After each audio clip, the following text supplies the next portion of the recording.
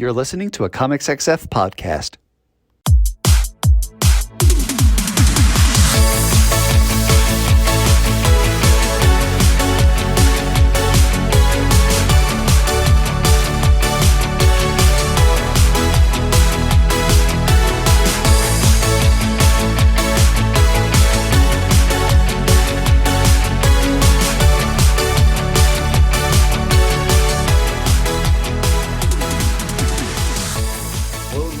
Comics XF Interview Podcast, the show where two best friends talk about comics with the people who make them. I'm Dan Grote. And I'm Matt Laswitz. And this week's guest is the writer of the upcoming Buffy the Vampire Slayer and Angel series from Dynamite Entertainment, as well as the writer of the Eisner Award-winning It's Jeff and Absolute Wonder Woman, Kelly Thompson. Welcome. Thank you. Thanks so much for having me. So I'm gonna start with this because this game did not exist the last time that we had you on the show.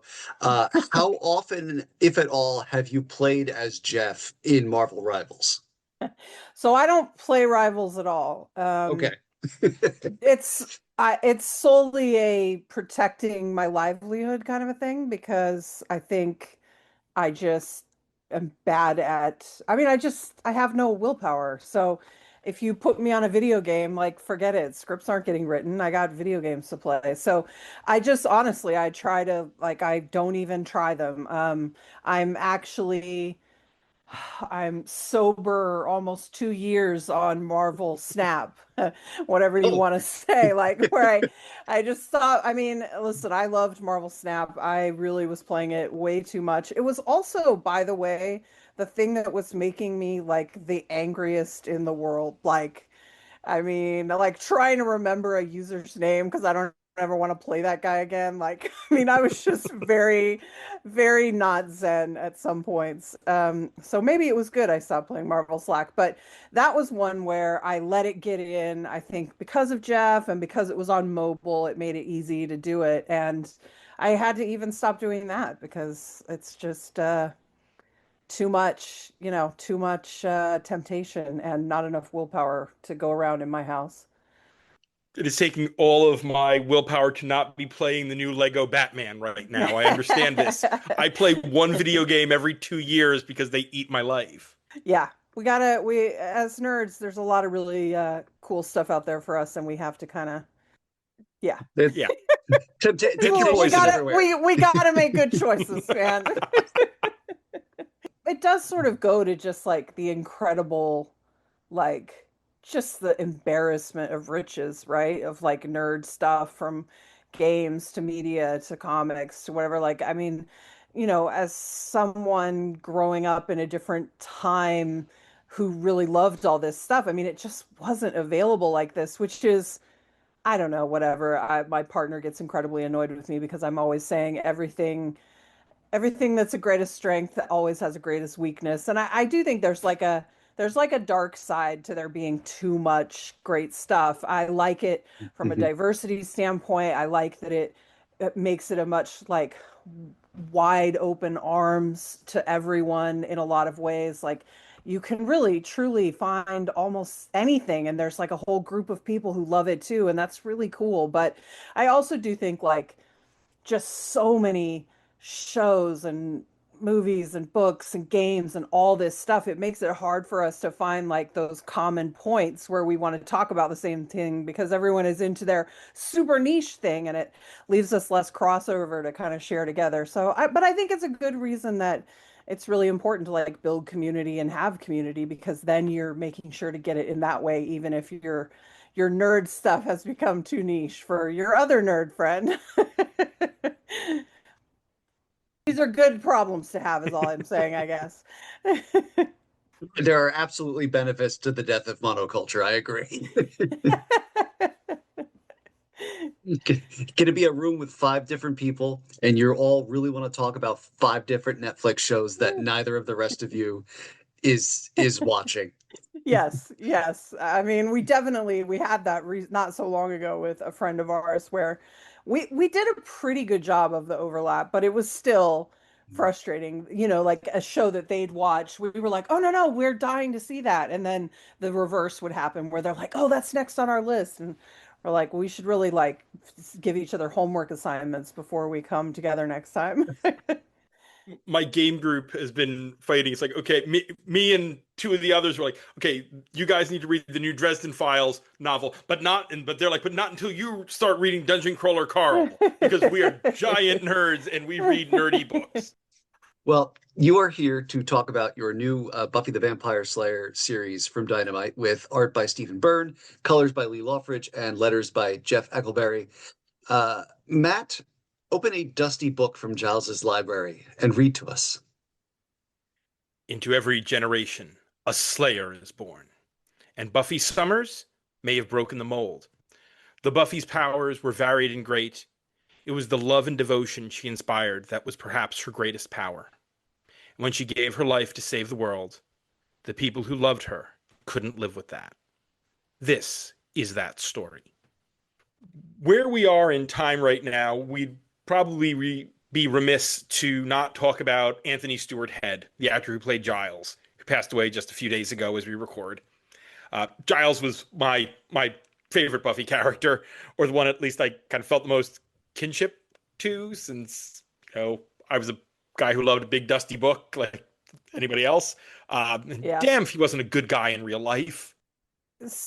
I had a cast literally 10 minutes after I saw the news, and we were talking about Buffy as well, and I was crying by the end of the episode when we were talking about it, and I thought how like ridiculous it seems to be crying about something like that.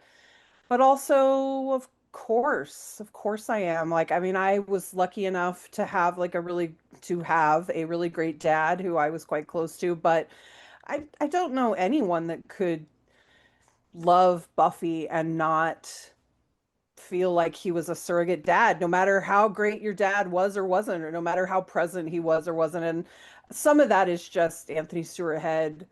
Some of that is the writing. Some of that is all of it. I think some of it also is that so many times in stories like Buffy's or like, any Disney character, they're orphaned like right away. And part of that is a sort of, quick fix because you don't want your kids, your YA stories to be filled with adults, right? And so it's this easy way to solve that, like get these adults out of the picture and really deal with what's going on in that kid's world.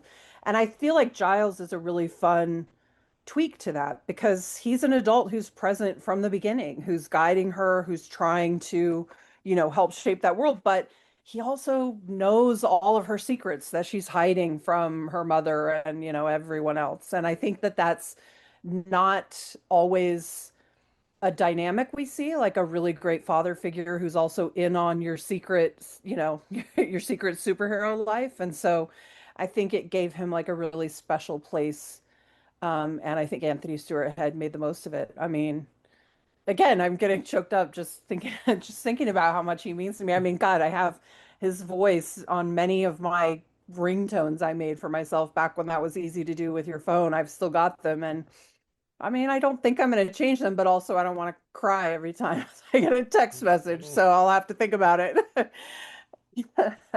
And he brought such nuance, added such nuance to an already nuanced character. That Giles was a father figure, but at the same time, he had his foibles and he had his moments of weakness and his moments of at times terrifying strength, doing things that he knew Buffy couldn't. That is 100% like him doing things that he didn't want her to have to do, or he didn't know if she could do, but didn't even want to find out, are like beautiful stuff. And I think you're right. I don't know if this is the way you were going, but one of the really great things is that often a sort of father figure in a show like Buffy, you'd never really scratch that surface. It would all be about Buffy, but the surface when we scratched it was shocking and delightful, and like he was still a good guy, but it was way more complicated than that because we all have these pasts and we all have mistakes we've made or things we think we could have done better or been better. And it also unlocked all this great lore, like if you love that kind of stuff, like whether you're talking about his own personal lore and the way he operated in the world before we met him, or you're talking about all the weird things he connected to through Ethan Rain and all the, supernatural magic stuff. And it's also a really great parallel into the stuff that happens with Willow later with magic. It's really rich stuff. It's a great universe. I love it. There is a story out there of there has to be, and if it doesn't exist, someone needs to write it, of a young Giles and Ethan Rain at a Mucus Membrane concert, seeing John Constantine and his band playing because they ran in the same circles. Come on. It definitely has that vibe for sure. So, uh, do you remember the first episode of Buffy you saw? And can you tell me your, let's say, three favorite episodes that aren't Hush, The Body, or Once More with Feeling? Very well done. So Prophecy Girl, the finale of season one, was my first episode, which is a wild way to start, but also totally great because like if that one with the robot was my first episode, would I have been like, okay, I'm in love with this. Like I have to find everything about it. So it was actually an incredible um episode, especially because there's a twist in that episode, which I'm spoiling, but it has been like 25 years or something, guys. So, but the twist that Angel couldn't resurrect her because she drowned, and that it had to be, I mean, brilliant. That is some brilliant little writing that like opens up all these pathways of like, I mean, just so many from resentment and guilt and relief and gratitude to all these other sort of misplaced things. Like it's just a beautiful little twist of a story that has ramifications later in a great way. It's wonderful to spend a season highlighting what's really cool about your vampire boyfriend being in a show and then show what's really not so cool about the vampire boyfriend, right? Oh, hey, he can't bring you back from the dead. He has no breath. So I don't know. It's great stuff. I became obsessed and I began hunting it down everywhere, which was harder back then than it is now. Um, and gosh, three favorite episodes that aren't. The three episodes everyone Yeah, yeah. says. Yeah. Which are three of the best episodes. They have to be. I feel like I'm going to answer this slightly differently than I did a day ago, so I don't want people to call me out. I'll just say that I've got a lot of really ones I really love stacked toward the top. I would say Tabula Rasa is Mhm, up there. I would say The Wish, season four, mhm. a totally groundbreaking episode that like sort of changed everything we knew. And just like I feel like anytime if you saw that now, I feel like that would have to be a multiple part episode where you like, but they just did it in one. They were like in and out. This is it. I love it. It's so good. The other one I think I want to pick is This Year's Girl, or I'm not sure if it's This Year's Girl or Who Are You, which is the one I prefer. I think it's the first one. I mean, they're both very good, but where Faith and Buffy body swap. Yes. Um, which I mean, it's just incredible that there's a favorite episode of the whole season there's a bunch of them actually in season four, which I would say is probably the weakest season, bar season one, where you're still sort of figuring it out. Like the fact that season four is considered like a really rough season, and yet it has Fear Itself, Pangs, Hush, This Year's Girl, Who Are You? Like these are all really good. I've got a soft Really. spot for Harsh Light of Day. I like Harsh Light of Day too. I mean, first, especially if you're a Spike fan, because that's like when you begin to see, oh, he's definitely in love with her. Like I thought maybe he was, but he is. Like it's a whole thing, and it's going to be a problem. Oh, It's really fun. for me, and it was hard to do three as well. But as someone who is a Spike fan, School Hard, where you Yeah. first Spike, but then in season three, I love Band Candy. I love Ethan Rain episodes in general, and I think just the young, the adults acting young is hilarious. And then absolutely probably my favorite outside of the pantheon is Fool for Love.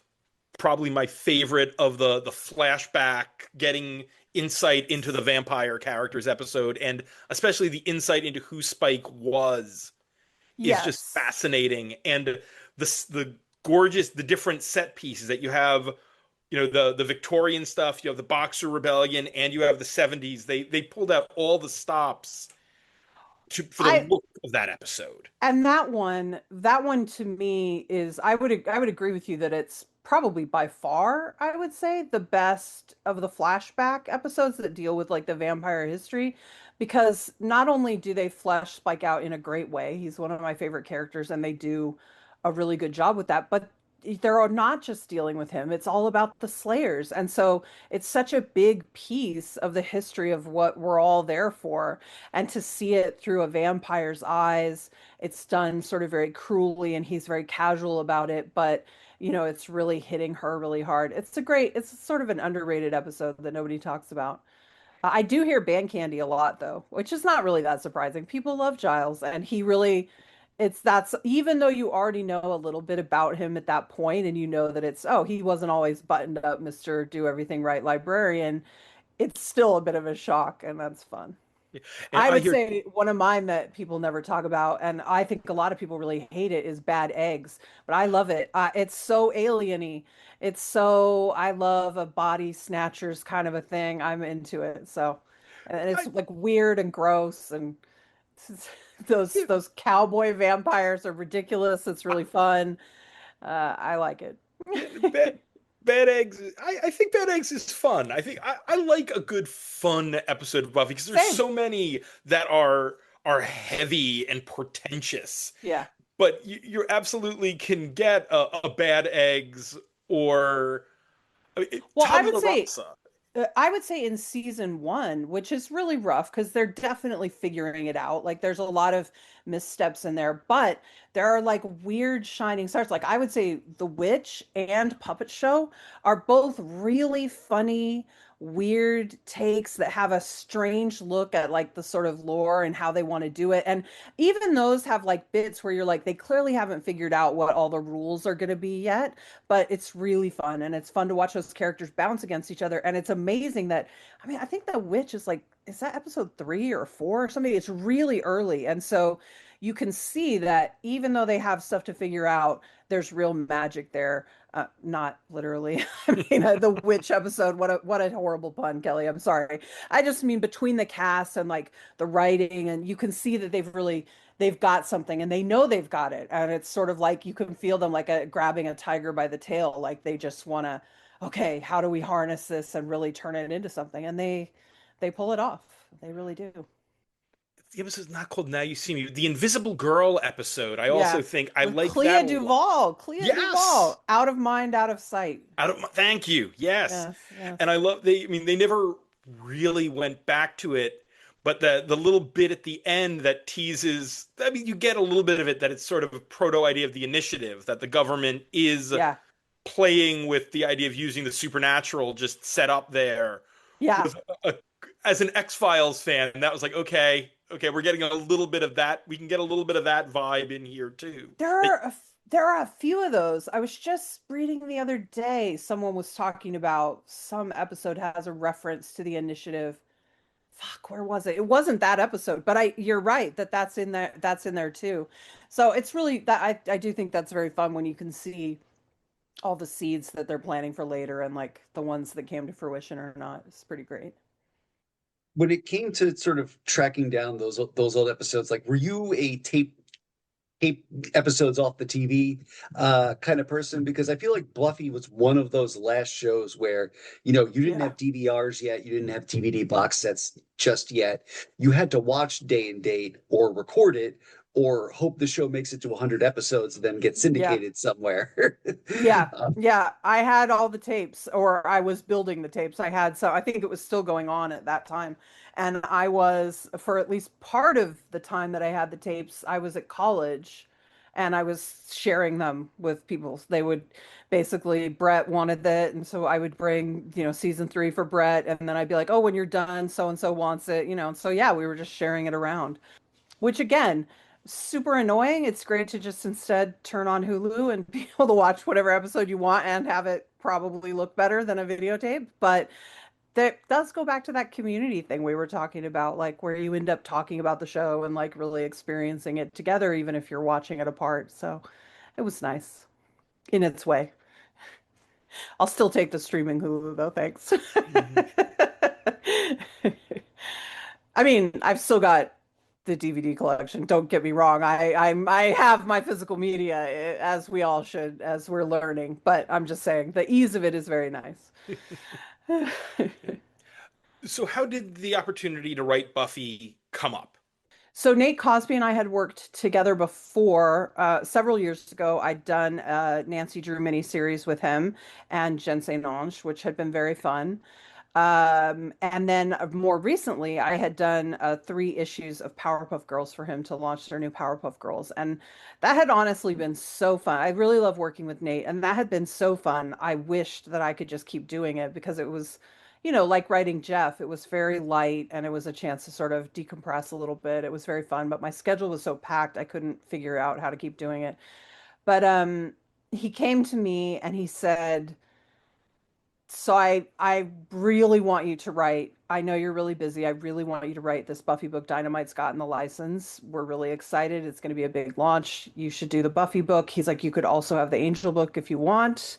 He was like, I can't imagine you can do that, but and I was like, well, I have really good news for you. I was like, I want it. I want both the books, but I have to have both the books, and I only have one idea. And if they don't like the idea, that's fine. Like, they're not obligated to like my idea, but I don't want to, I'm not going to go back to the desk and like workshop a new idea. It's like, this is the idea, and they either want to do it or they don't.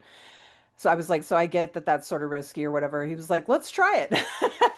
So he liked the idea, and Dynamite liked the idea. And so, yeah, we sent it up the ladder to the IP and they loved it. So here we are. It just worked out. But I really needed both the books because it's a big idea that has, it's like changing something dramatic in that world that has a real ripple effect that affects pretty much everyone, or everyone we care about in the Buffyverse. And so, yeah, we just needed the panel time to like deal with all the ramifications of that and like play that story out like in the way it deserved. So that's how we find ourselves here. And listen, huge credit to Dynamite, not only letting me take both these books and just running with this one idea, but also because they're really, they're taking a hit a bit here because I'm trying to protect this secret that's in one. Like they let me tie these 2 books super together, which is dangerous. I mean, the part one, the Buffy #1 and the Angel #1 sort of work like a 2-part pilot. I mean, I wouldn't want anyone to read Angel #1 without having read Buffy #1, and that's a big crime we're committing. Like it's a big comic book crime. Like you're not really supposed to do that, but to write the best story, they kind of had to work like that, like bookends of a first issue. And so they went for it, which I really give them credit for like trusting that vision. I think the good news is they're prepared. They understand that they're probably looking at 2 waves of good FOC numbers as opposed to like a record-breaking FOC, because our hope is that we'll get good numbers, but they won't be incredible. And then the twist will be revealed and people will start finding out what it is, and that we'll get another round of like good orders because people will be interested. And I hope we're right. It's a big bet. It's hard to make comics. It's hard to find those audiences, and they've been very cool about trying this sort of non-traditional approach. You mentioned one serving as a way into the other, and the vibe. It's not even a vibe that I picked up, but it was something that I was thinking about with these 2 books being intertwined, as they have been, and as the shows were, as past versions of these comics have been, you know, growing up in the era of blue and gold X-Men and like Triangle era Superman doesn't really seem that far-fetched to me. Like, Well, we clearly come from the same we clearly come from the same stock because we definitely, the cast, so even though those 2 books work together in sync like that, like sort of hand in glove, the cast is too big. I mean, the artists would be trying to kill me, and really the readers too. Every page would look terrible if you've got to have 12 characters in everywhere. So we did end up breaking it up, and honestly, I almost called it blue team and gold team just like as a joke, but it's sort of like home team and away team. And so but there, it's not broken cleanly on Angel Buffy lines because that's sort of not what's going on. So they're all sort of dealing with the same situation, but away team is dealing with it here and home team is dealing with it there, and that's how it goes. So, but it is, you're right, that's part of why I think it should work. Like that's some of my favorite, X-Men era when it was so big and everything. And I don't necessarily expect everyone to appreciate that the same way, but I'm glad that you guys get it. It can just be the three of us understanding what I'm doing.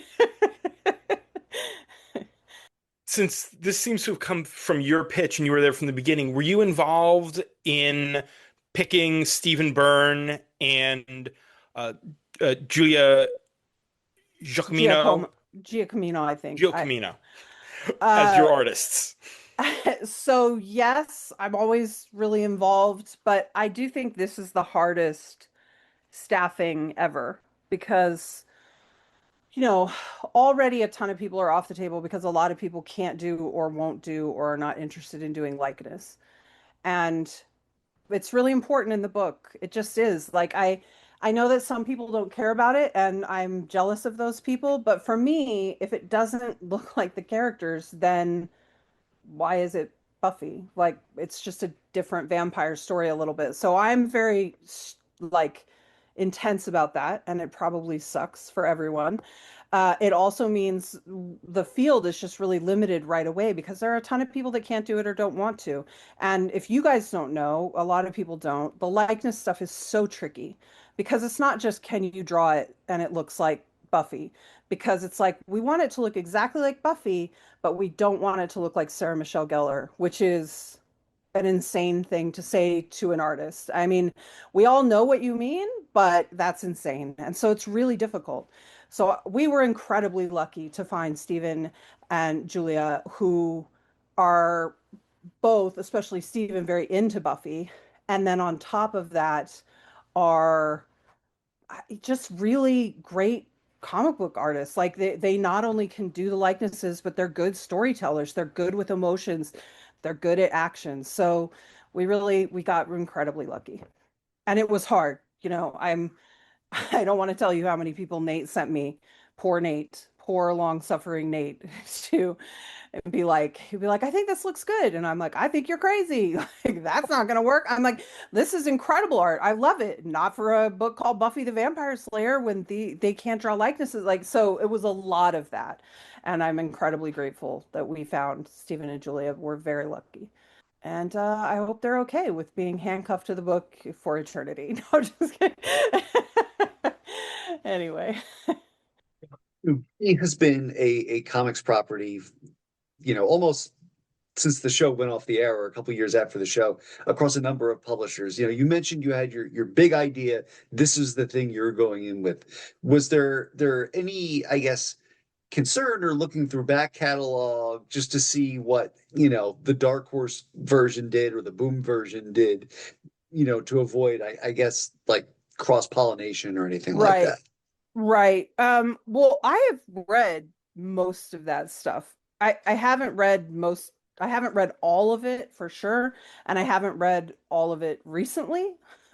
So there was some going back and rereading and looking at things. There was also reading some summaries in places just to make sure, yeah, had we already seen this. But you're also in that case, you're also getting help from Nate and also the IP holder because they're also aware of like the things that have been done and whatever. So but I hadn't seen this anywhere before in the Buffy stuff. So I felt pretty clear about that. I felt like we were in pretty good shape there. Um, I think that it was, you know, I've been telling people it's hard to say this, but I've been telling readers that they don't need to have read any of the comics, which I feel a little bit weird about because it seems sort of disrespectful, but that's not any judgment on any books that came before or will come after. It's just there's a lot of stories out there and we want to like keep it a little tight, keep it a little like give people less to worry about. I mean, they're already sort of worried about do I remember this 25-year-old show or not? Like, fortunately, the fans are pretty hardcore about it, so they really remember it. But we're also trying to bring in new readers too, which is, of course, super tricky. So. In terms of characters, how much freedom did you have to figure out, you know, who you wanted to introduce off the bat and like which characters maybe you maybe wanted to hold in reserve for like arc two or whatever, was there a character where you were like, I know they don't show up on the show until later, but I want to play with them now? So, for good or ill, meaning if it's great, I'll take all the credit, and if it's bad, I guess I have to take all the credit too. Nobody has gotten in my way.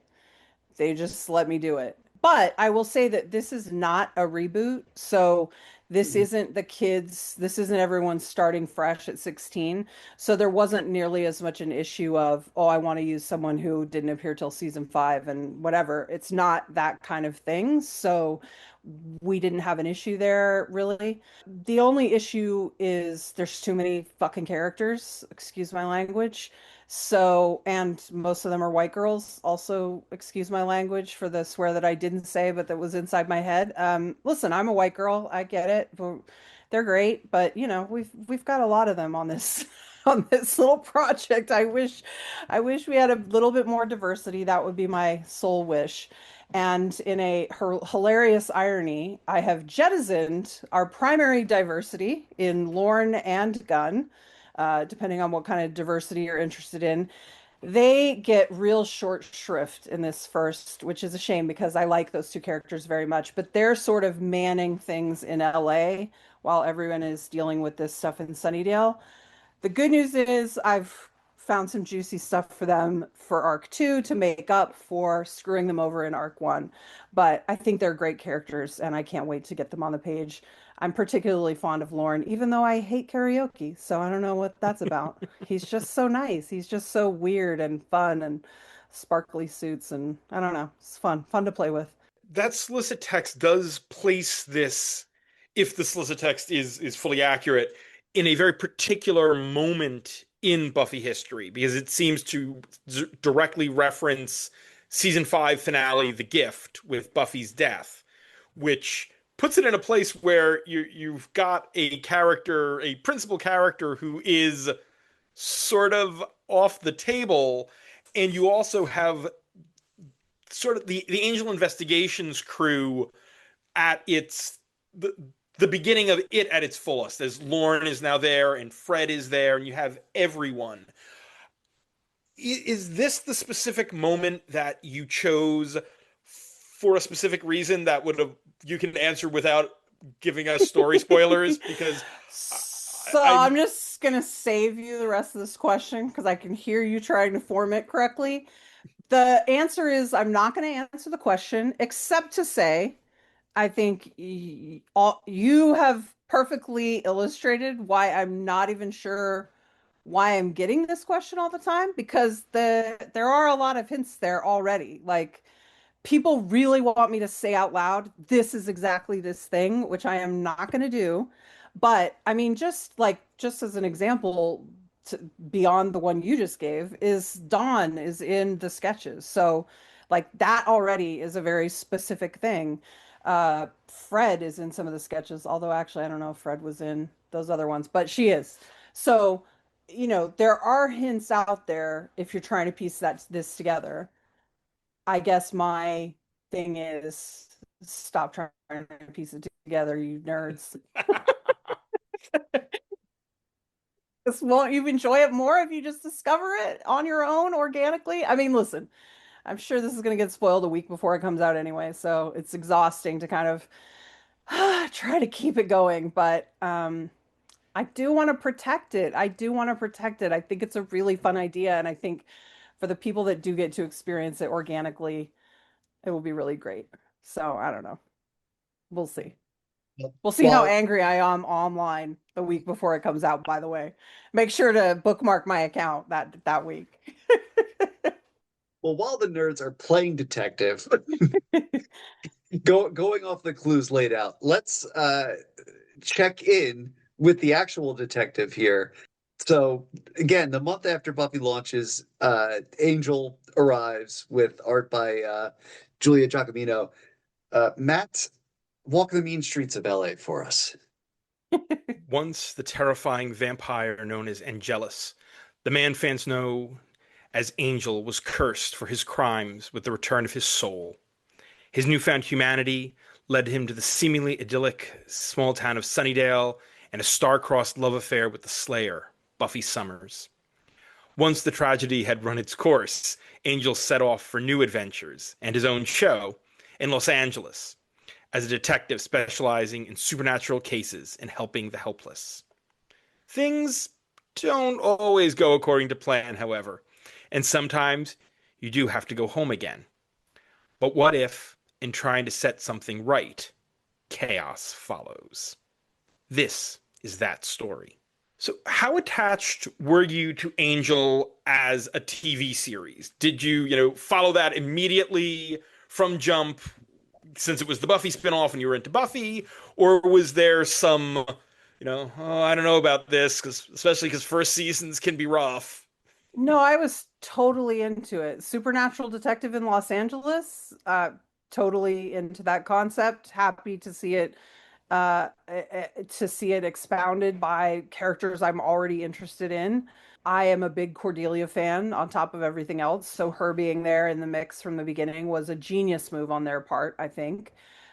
It also, I mean, my argument is the reason you end up getting Spike in season 4 is because they're like, we need a character who's not just all love and kisses with each other.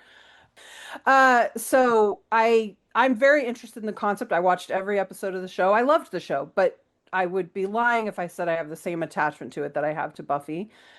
To me, season 5 of Angel is a masterpiece. It's like exactly what I think the show always wanted to be and was trying to be. And finally, when they knew they weren't trying to get a continuation, it feels like they just went, fuck it, let's ball. Let's just do what we came here for. And so to me, that's the real distillation of the show, the best distillation of the show.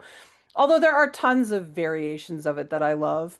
I love all the stuff when they go to Lauren's home planet and all the things or reality rather, not planet, when they, like the things they subvert by thinking Cordelia is going to be dead there and then instead she's ruling everyone. Like, I mean, there's just so much really fun stuff. I think Angel is a lot messier overall. I think it sometimes struggles because it wants to be something that it being connected to Buffy maybe keeps it from fully becoming. I think maybe that's one of the reasons 5 is interesting because even though it brings in Spike and some elements that feel more like a Buffy show, it also feels more free of that in a way. So yeah, I think after this first arc, we'll be getting the Angel book will go to feeling more like it probably should, more like LA noir supernatural detective vibes, which I'm very into and excited about. I just we have to set the table for this new status quo and like get everyone on the same page before we can get them back to what they're supposed to be doing. And what they're supposed to be doing will look a little different also. So because of those changes we have in this first arc. So And hard agree on Angel 5 as one of the best seasons. It, Combining with it a show that could do the complete brilliant tonal whiplash between two of the best episodes in either show back to back with Smile Time and A Hole a in the hole in the World world. back Yep. to back. It's like, wait, It's shows, incredible. how do you do this? It's The incredible. Angel as a Puppet episode followed immediately by this dark meditation on loss. Huh? Listen, this Buffy and Angel are masterful at tonal shifts like that.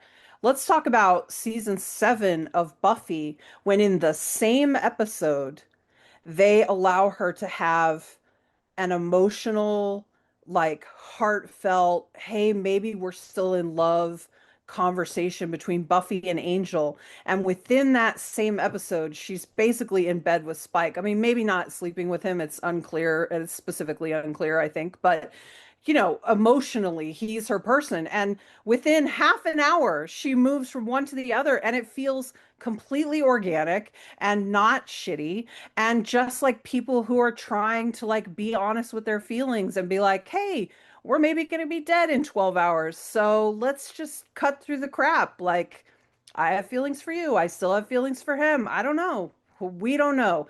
Like the fact that they can handle that within less than 30 minutes, I think, is the turn time is incredible. So I'm not surprised they can do Smile Time and then do A Hole in the World like right after it. It's incredible. It's awesome. It's a great show. Oh I'm a yeah. fan. Yep. And I will give it credit for one of the best long character arcs up there with Willow over in Buffy, and watching Wesley turn from the goof he was even at the beginning of Angel to who he is by the end of that series still blows me away. Wesley has an incredible character arc. The whole Fred Illyria stuff is really just this incredible capstone for him on completing that evolution of his character.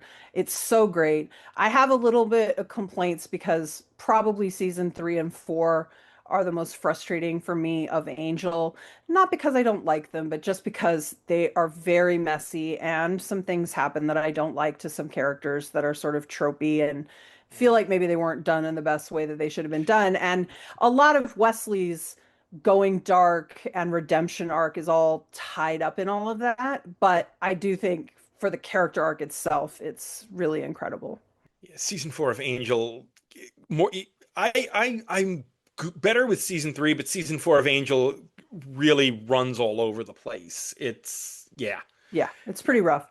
I yeah. mean, there's great stuff in there. I think that's what's really interesting to me. The most interesting thing to me about Angel is that except for season 5, all of the seasons are uneven to me the way season 4 of Buffy is. They all have really big swings and misses and really and like grand slams, like an episode that you'll just be like, wow, that was really great how that worked. What's the episode with Gwen?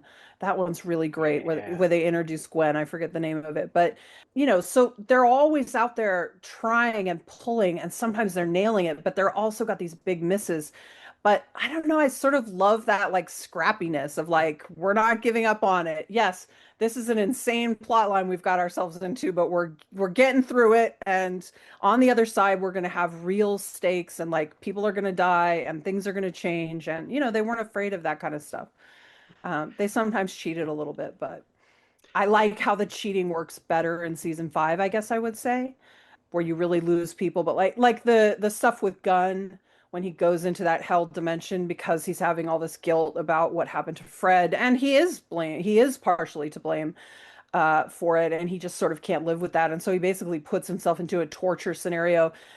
It's like such incredible rich stuff. Like when you know that he has had a hand in what's happened to Fred, you just want to murder him. You're so angry with him as a character, and yet what you watch him go through when he comes out the other side, you just want to forgive him and hug him and be like, yeah, he fucked up. And we in our world, we're like rocket scientists and doctors. When you fuck up, people die. Like this is what happens, right? So I don't know. I like that it has those ramifications and it lets people live with them in 5, even if we all miss Cordelia. As a writer, what is the difference in the dynamic for writing the Scooby Gang as a group and writing the Angel Investigations crew as a group? I think ironically, I'm not feeling the full effect of that because I've got all my X's mixed in with my O's or whatever. You got your Mhm. so there, but I do play it as, I mean, I'm not sure how much I can say here, but I think it's almost like the angel and his people, they feel a little bit like the seniors have come back, like, like the graduated seniors have come back or something. There's a little bit of that energy where like they seem like they've returned home and they should sort of be the boss because they feel like the elder children who've gone off and made their way in the world or whatever. But at the same time, they're a little bit like outsiders to Sunnydale proper now, right? So it's an interesting dynamic. I hope I'm getting the most I can out of it. Because of some plot shenanigans that I'm not going to get into, it maybe doesn't have as full of the effect as it might be fun to check out. But I do hope we're going to continue exploring that. I mean, even as Angel becomes more of its own thing in the second arc, I hope we're going to continue. The plan is to continue to smash some unexpected pairings together because while I don't want Angel to be subsumed by the Buffy book in any way, a big thing that you lose when that show spins off is that now, because of production and schedule and financial reasons, you can't really have those characters intermingle that much anymore. And we don't have that problem. So I'd like to lean into that as a strength for us that they can just pop over. We don't have a production schedule we have to deal with. We have me asking Steven to draw it that way. So it's good. It's a good problem for us. In First of all, coming up with a transition here, but also just kind of thinking in general, the thing that I wrote a note here, and it just says Buffyverse walked so Arrowverse could run, which is to say that, those two shows on that network kind of created this idea that you could do, well, not created, but like for the CW, you had these two shows that could now flow in and out of each other as production schedules allowed, and Hmm. sweep weeks came up, and it kind of gave them the freedom then when they went into to Arrow and Flash and all those shows and my beloved Legends of Tomorrow, that you could just then have all those characters sort of intermingle and again pop in and out through It dimensional portals or it time travel or helps whatever. create that world. Yeah, it Yeah. fleshes out that world in an incredible way. But I so I love that for the Buffyverse, but I do think, I mean, there are very few crossovers for Buffy. And part of that is, I mean, some of that's just practical whatever, but part of it is because Buffy jumped to UPN for their last two seasons. So what is that? Angels in season three when it's has so only the first two seasons was that easy for them in theory, and I'm using air quotes, quote unquote, easy for them to overlap those characters. After that, it becomes a network dance, and now it's almost never happening, right? I think it gets better in season five because Buffy's over. So now they can just full on take characters, or they can imply things like the girl in the question issue where they're running all over looking for her, like, and they've got Andrew. There's like the rogue slayer who cuts off Spike's arms or hands, like that stuff can happen a little more once Buffy's over because now we don't have to argue with UPN, right? So I think there's like a lot of logistical stuff and I'm talking out of my ass on the Arrowverse stuff because I never really watched all that stuff. But my understanding and from just watching it from a distance is, yeah, it was all under the same umbrella and they were all working together more, and so you get more of that stuff. But I will say that I think some of the crossover bits, even though they're few and far between in Buffy and Angel, are some of the strongest bits. I mean, the Buffy and Angel I Will Remember You episode, of course, but anytime Faith shows up with Angel, anytime Angel moseys on over from his show to Buffy, like, it's good. It's good stuff. You want those connections. I mean, listen, in comics, that's like, people think it's maybe people from the outside think it's all about explosions or spandex or whatever, but like we're all just looking for those character interactions we love, right? Those moments of heroism and truth and the power of connection between people. So I just feel like that's always what people are really looking for. And speaking of comics and universes, a transition briefly into some of the other stuff you're working on. Uh, the I'm clapping. the absolute line is the biggest hit in comics right now, and you're writing one of the flagship books, Absolute Wonder Woman. Did you have any idea this was going to blow up this big? No. No way. No way. I mean, I'm so grateful. I'm so glad. And I did think it was going to be a big success, not just because I felt like what we were doing on our book was special, but because I was seeing what others were doing. And I knew that DC was being very serious about letting creators really come in and have a take and like supporting it and going there. And I think letting creators sort of do that and finding the right ones at the moment, or, it's a lot of the magical alchemy of making comics and making great comics. So I think it's incredible that they managed this. It's been an incredible experience. It's the first thing I've ever done that's just had its own sort of momentum on it, where I'm not saying I don't have to work at it and like promote it and things, and I want to because I love it, but it has its own motion, it seems, which is an incredible thing. Like comics, it's so much sweat equity, right? Just to get people to know you've made a thing, let alone to, anything else. So it's been awesome to feel that pressure off a little bit at the same time that you're seeing not only less attrition on books, but some books aren't having any attrition. Some books are going up, which is, I mean, even the most successful, popular stuff I've worked on, you don't sell more of issue 18 than you do for 17. Like it just doesn't happen. So, I mean, it's been an incredible experience across the board.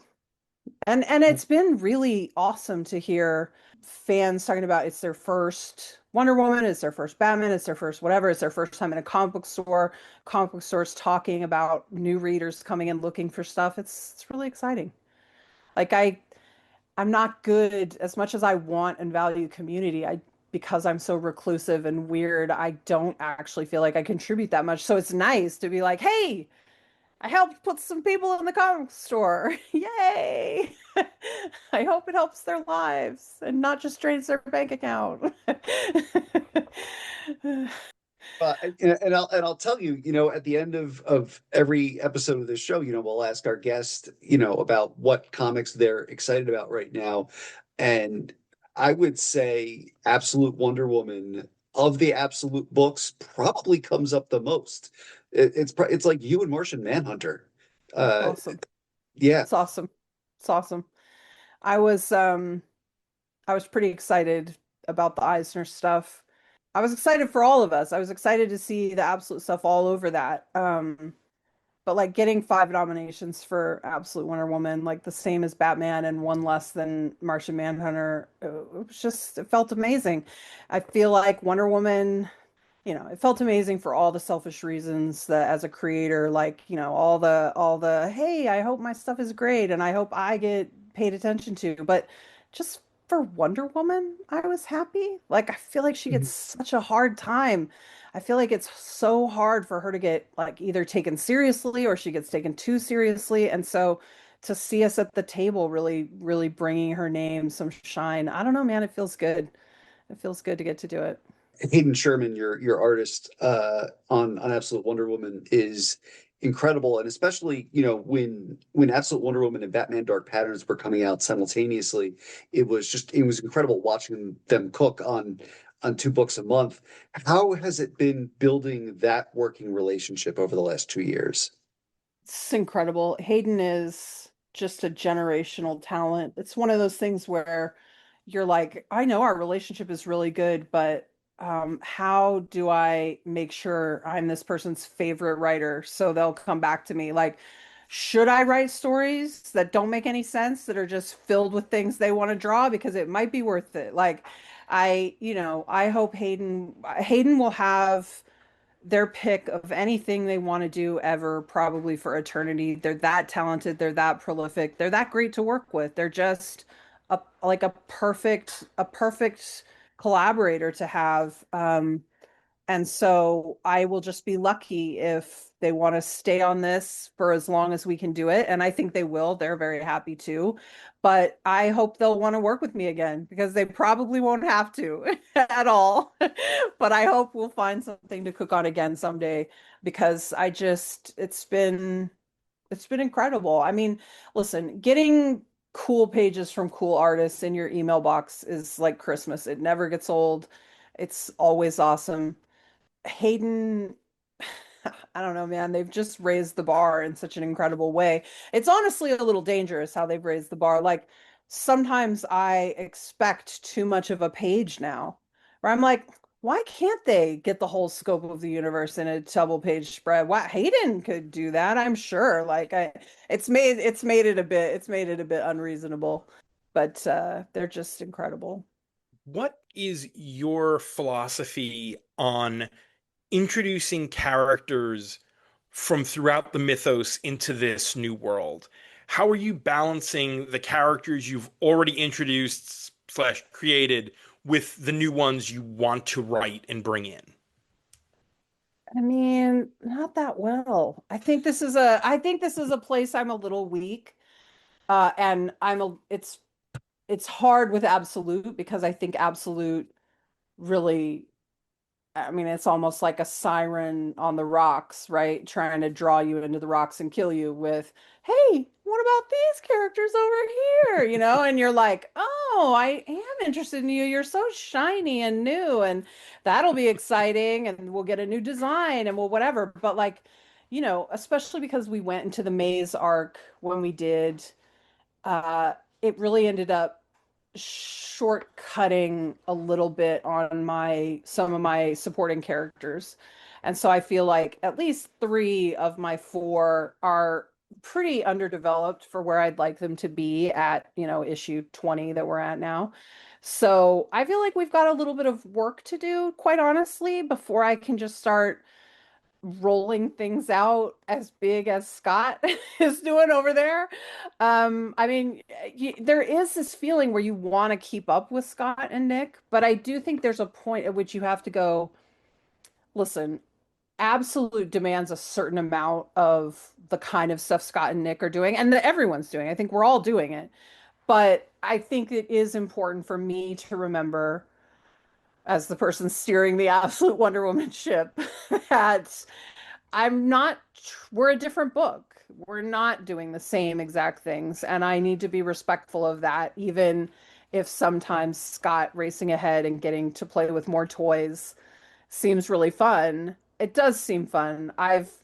That's something I've struggled with my whole comics career is I want to reach for more characters that I love because, oh, maybe you'll never get a chance to do that again. But it's also the surest fire way to tip your book over so that nobody gets the time that they need and deserve in order to build the narrative and have everyone feel really satisfied. So I've struggled with this a little bit. I don't think it's a big problem in our book that's making our book bad. I just think it's a thing. Thank you for the shaking of the head, Matt.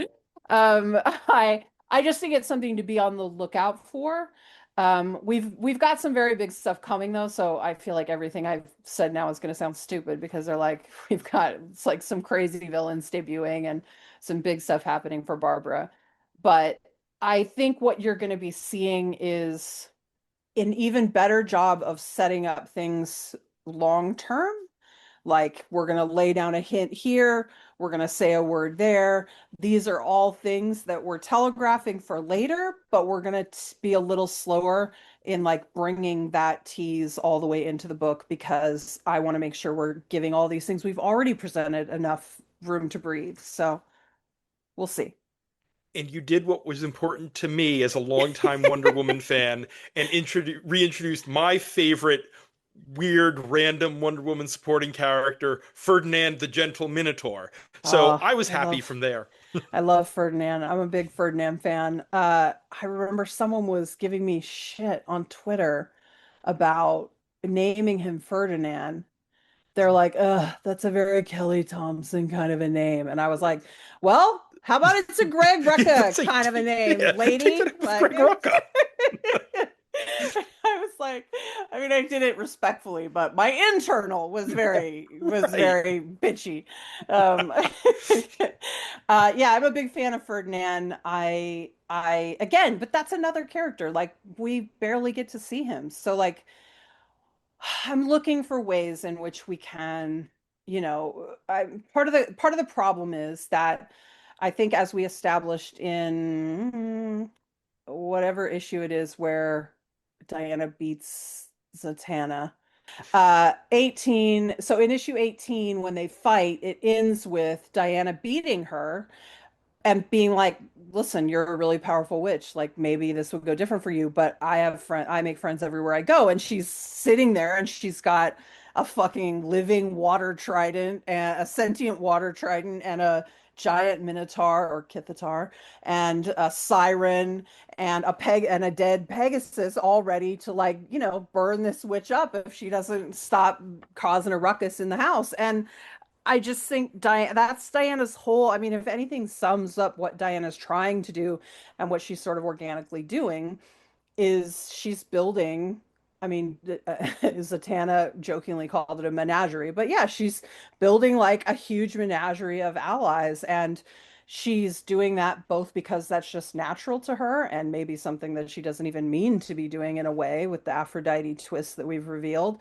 But she's also doing it because she knows there's war coming and she wants all these people on her side. So that makes it hard to juggle all that. Like when your character's actively going out and building alliances, it's like, who are we going to give page time to now? So how do we divvy that out?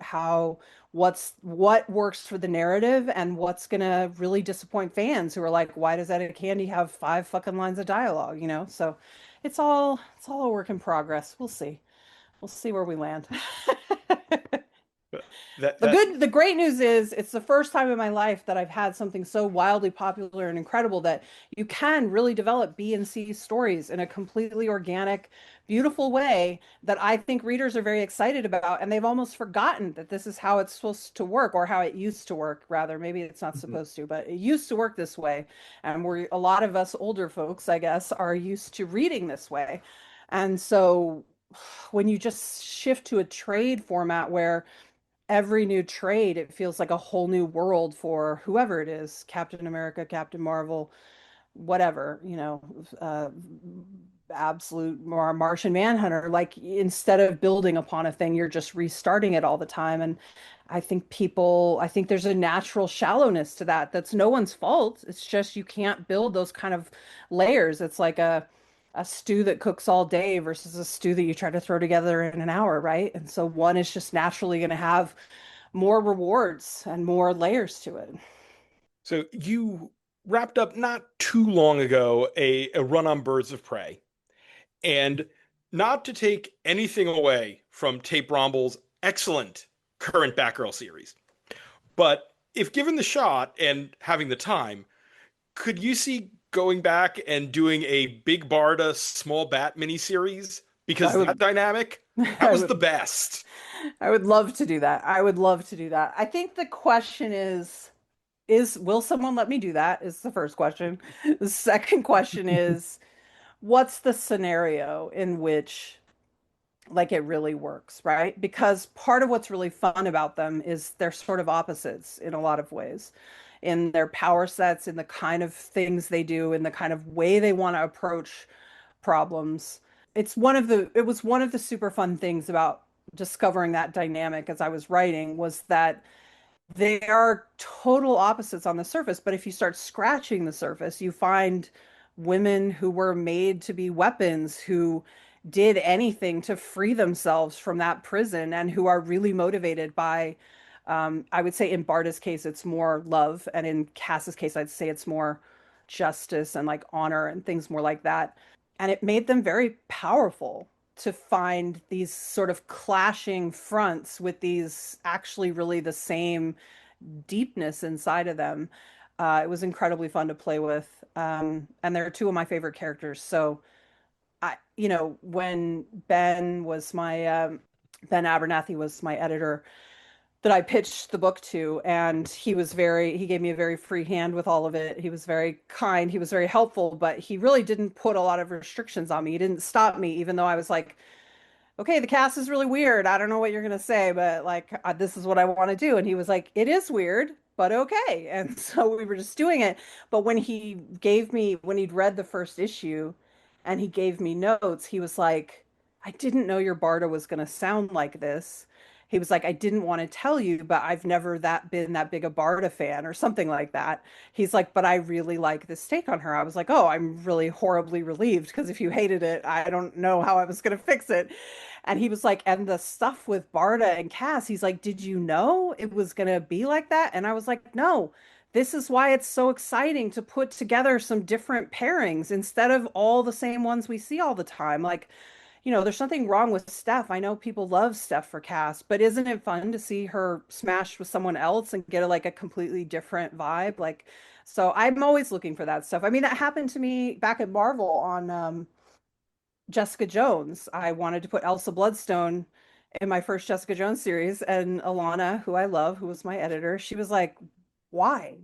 She was like, "These characters don't go together." And I was like, "First of all, they totally should.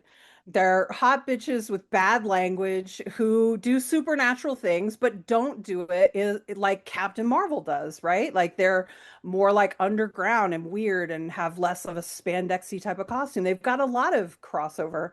So, I was like, don't you want to see what you get when we put them on the page together? I was like, I think it's going to be really fun and exciting. And it was. I was right. And so, yeah, I like that stuff. I also think there's just like people who were frustrated with me on Birds of Prey seemed to be either people who didn't want Harley Quinn around, which I think I proved most of those people wrong, but okay, whatever. And people who really just wanted Dinah, Barbara, and Helena back together as a trio. But once you start talking to those people, they immediately start adding other people who they also want to see. And I'm like, okay, see, it's just Gail's book now. And here's the thing about Gail's book, it was great, but she already did it. Like she's already really explored these relationships.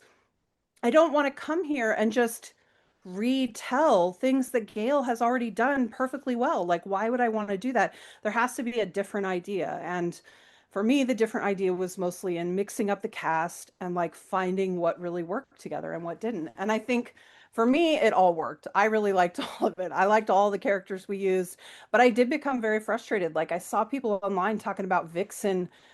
Why have Vixen in the book for 7 issues? She didn't do anything. It's like she had maybe the best arc of anyone where she like lost access to her powers and it like mentally really messed her up. And then she had to like try to reconnect with the Red while she was in that portal. And then when she did it, she like saved the day and rescued Barbara and was the linchpin to solve. Like, I don't know what more arc I can give you in an ensemble that has 5 or 6 women. Like, I felt like we were nailing that, and it was really upsetting to see people being like, "Oh, she was barely had any. Why even put her in the book if you're not going to do anything with her?" And I was like, "What book are they reading?" Like, I felt very disconnected from what I was seeing from some of the fans. And that's not to say all the fans. There was so much lovely support for the book too. Like, I was so grateful to people who were into it and who like really got it. But I did feel like I was letting the fandom down a bit. And I didn't quite know why, because I really thought we were doing it. I mean, I understand they wanted Barbara there. It was always the intention to bring her in the second arc.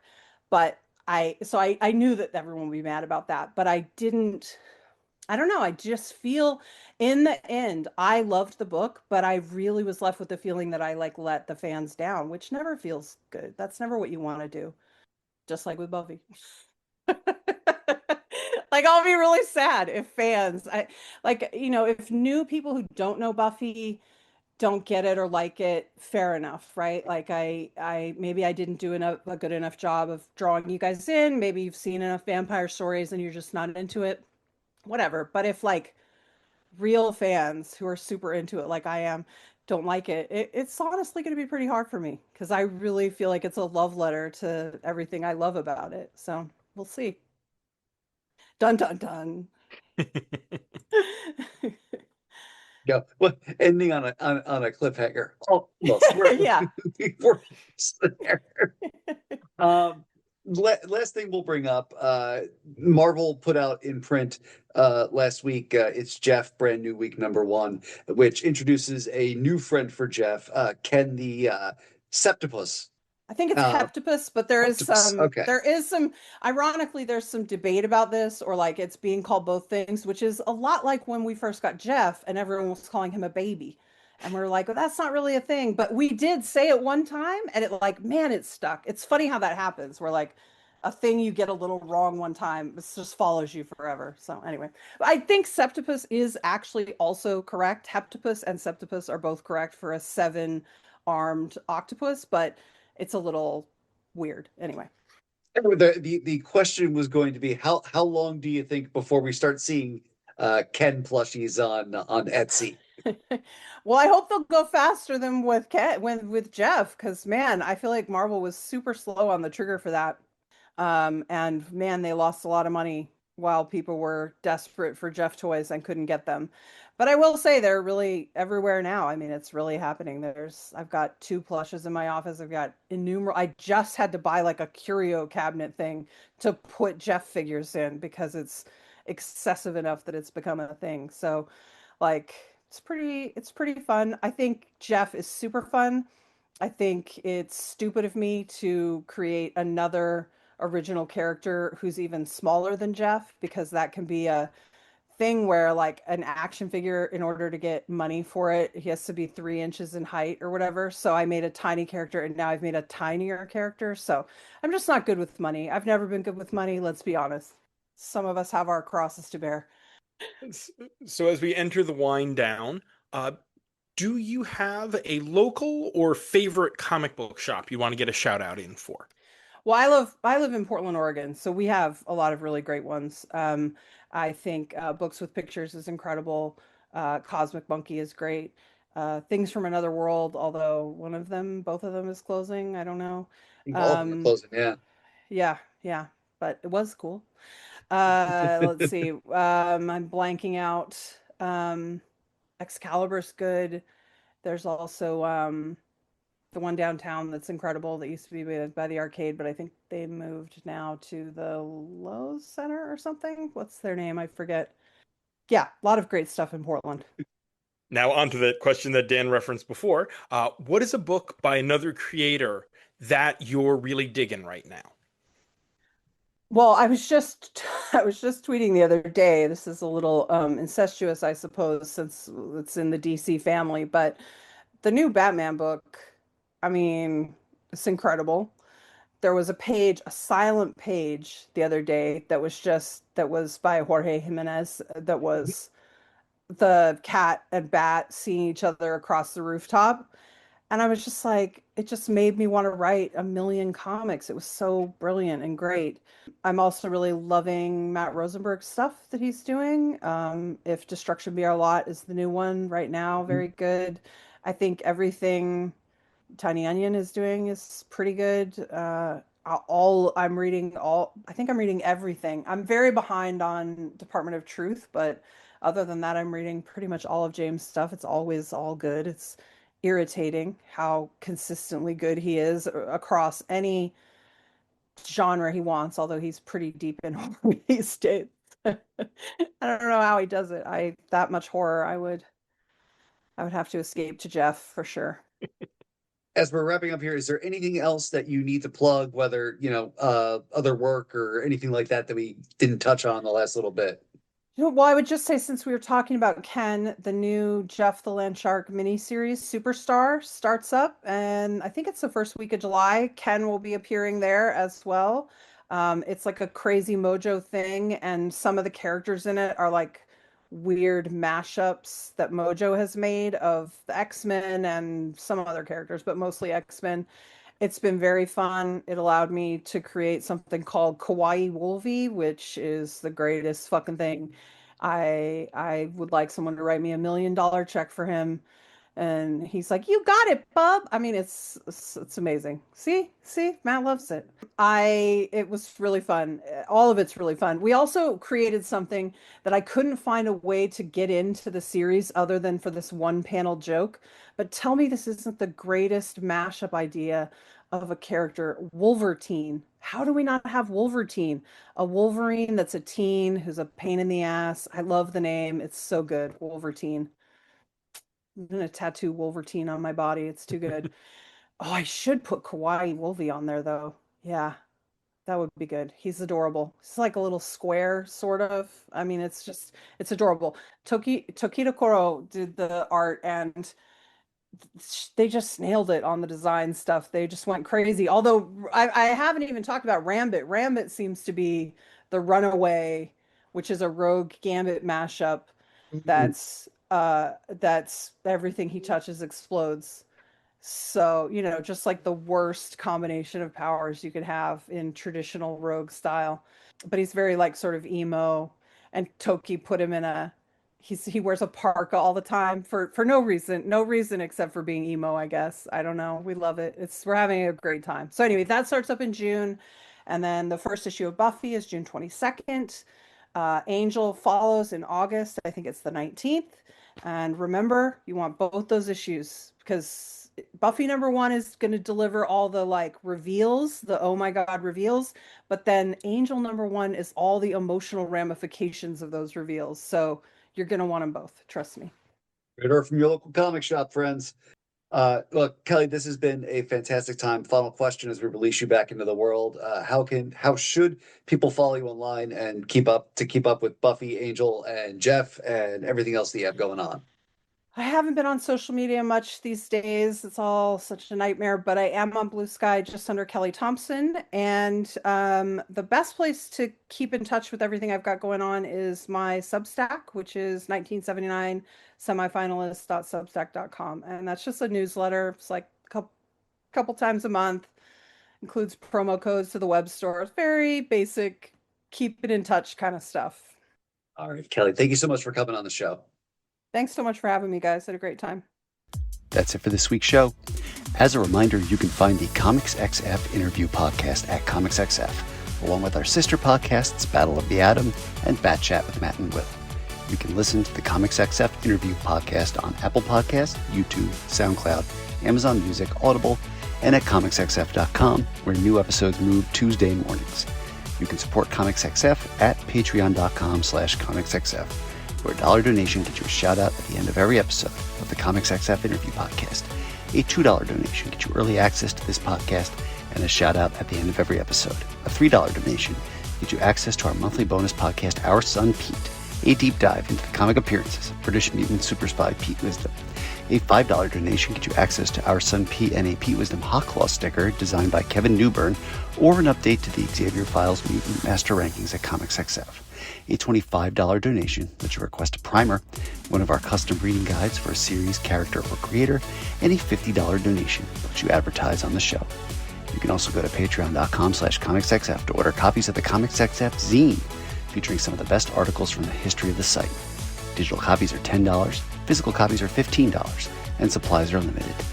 Big thanks to our patrons: Keely Post, Nathan Elwood, Mark Danielson, Silas X, Jack Adams, Sean Shambly, Matt McThorny, Buddy Nooning, Jake Murray, Zach Quaintance, Joel Elod, Lisa Slack, Will Redman, Tobias Carroll, Liz Large, Asimov Fangirl, Carla Pacheco, and Shelf Dust. You're all special, and we love you. You can follow Comics XF on Blue Sky, X, Threads, Facebook, and Instagram at Comics XF. Me at Daniel P. Grote on Blue Sky, and Matt Lazowitz at MattLaz1013 on Blue Sky. And until next week, remember, Batman co-creator Bob Kane's gravestone says the following: God bestowed a dream upon Bob Kane. Blessed with divine inspiration and rich imagination, Bob created a legacy known as Batman. Introduced in a May 1939 comic book, Batman grew from a tiny acorn into an American icon. A hand of God creation, Batman and his world personified the eternal struggle of good versus evil, with God's laws prevailing in the end. Bob Kane, Bruce Wayne, Batman. They are one and the same. Bob infused his dual identity character with his own attributes: goodness, kindness, compassion, sensitivity, generosity, intelligence, integrity, courage, purity of spirit, a love for all mankind. Batman is known as the Dark Knight, but through his deeds he walks in the light of a higher power, as did his creator, Bob Kane, beloved husband, father, grandfather, in loving memory. With Bill Finger.